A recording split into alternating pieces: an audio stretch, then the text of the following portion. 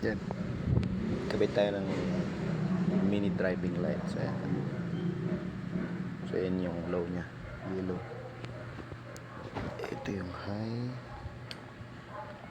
Ayan. Puti.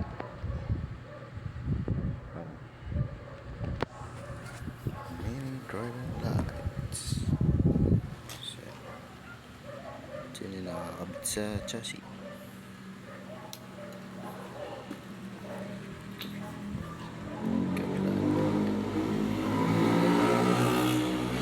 Okay ba to? Dito ba dapat nilalagay yan? Yan.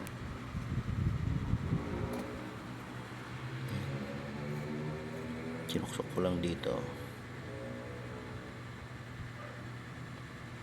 So, okay ba to guys?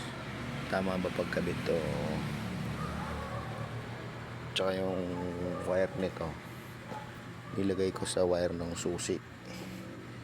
Yung positive tsaka yung negative body ground. So, yun lang. Pa-comment kung okay ba yan? Tama ba yan?